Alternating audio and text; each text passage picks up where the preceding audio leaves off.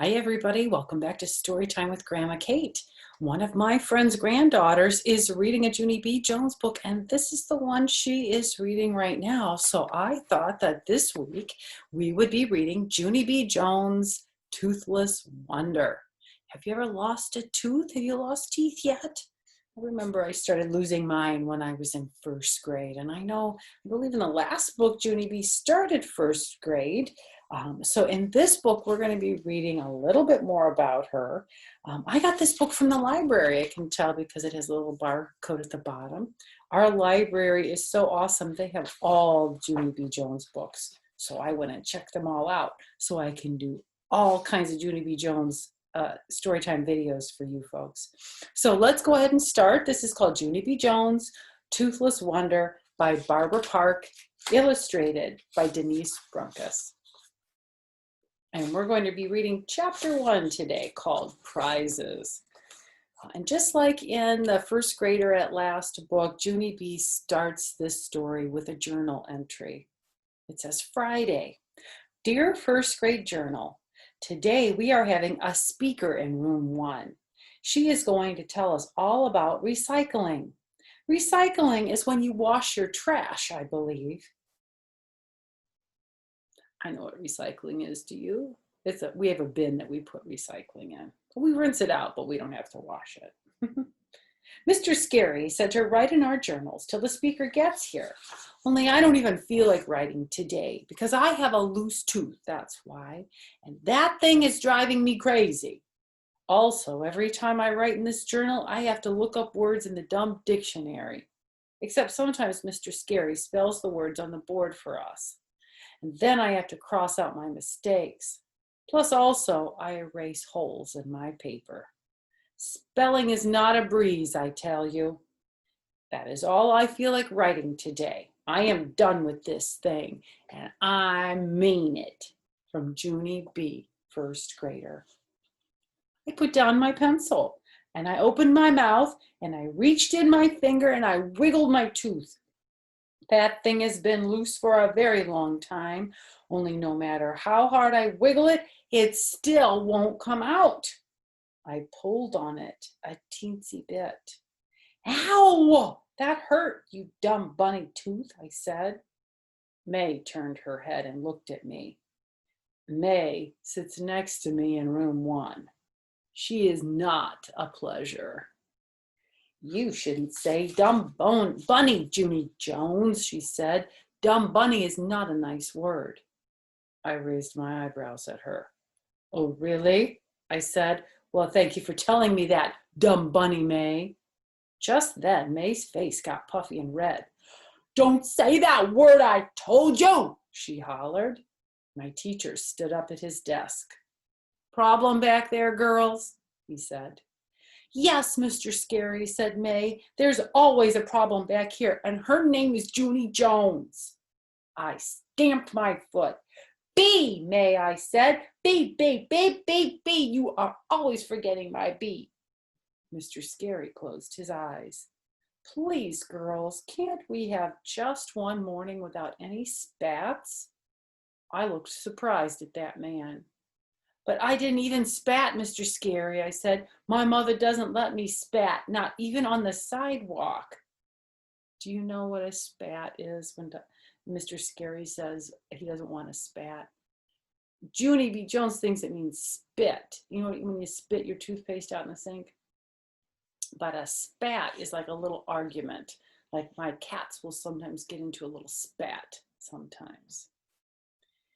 After that, I went up to his desk and I smiled very cute. I have a loose tooth, I said. Would you like to see it, Mr. Scary? Huh? Would you? I opened my mouth and I wiggled it for him. See? See it? See how loose it is? It is a loosey-goosey, isn't it? I said. He smiled. Wow, it really is loose, Junie B., he said. And it's a top tooth, too. Losing a top tooth is the best. I looked puzzled. It is? How come it's the best, Mr. Scary? I asked. Is a top tooth funner than a bottom tooth, do you mean? Because last year I lost a bottom tooth and I didn't actually get a kick out of it.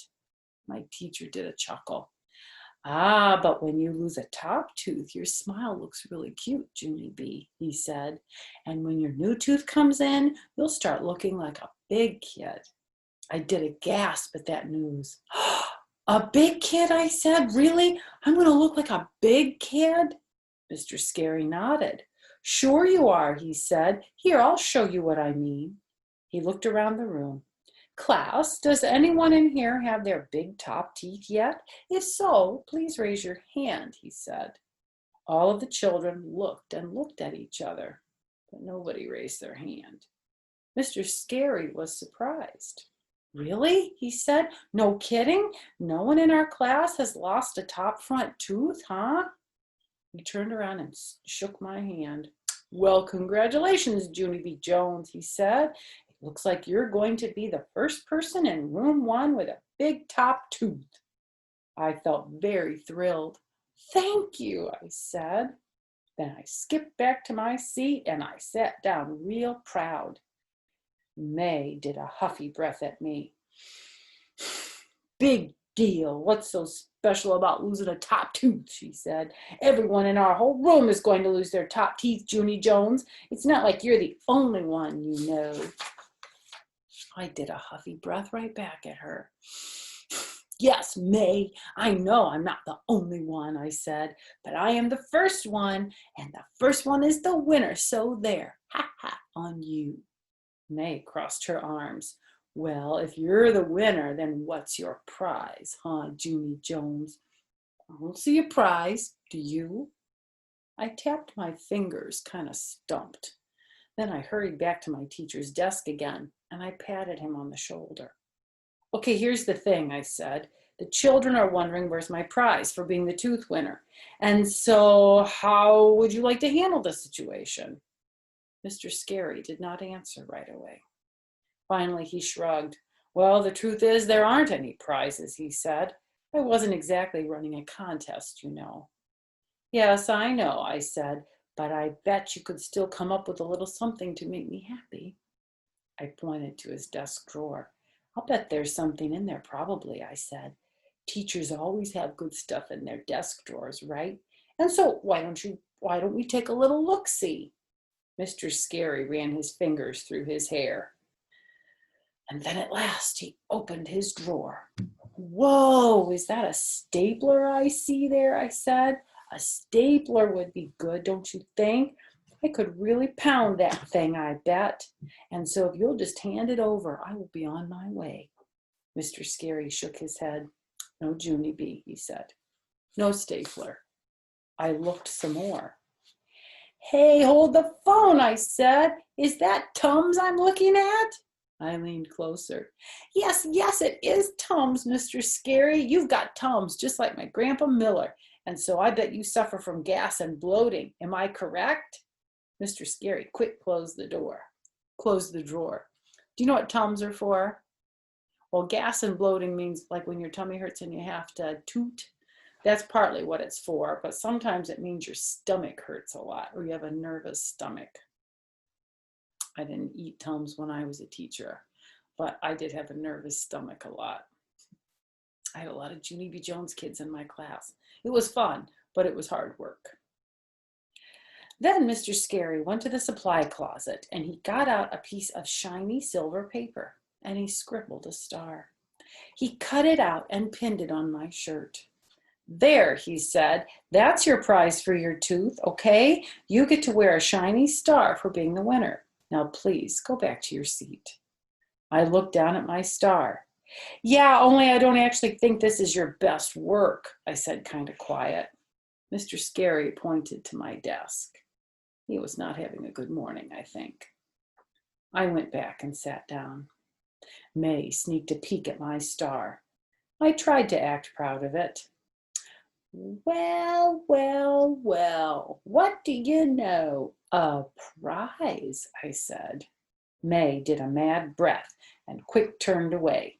I looked down at my star again. This time, it looked prettier, I think. And I will show you the picture. I guess this is the first picture in the chapter. So there's Junie B with her star, and May does not look happy at all. Those two girls just cannot get along, can they? May might be a little jealous of her. And maybe Junie B's jealous of May too. I don't know. Sometimes, we don't always have to like everybody, but we can always be polite to everybody. Well, that is the end of chapter 1. So in our next video, I'll be reading chapter 2 called Uncle Lou. Hey, that rhymes, doesn't it? Anyway, hope you're having a great day, and I'll see you at our next Junie B. Jones. Bye-bye.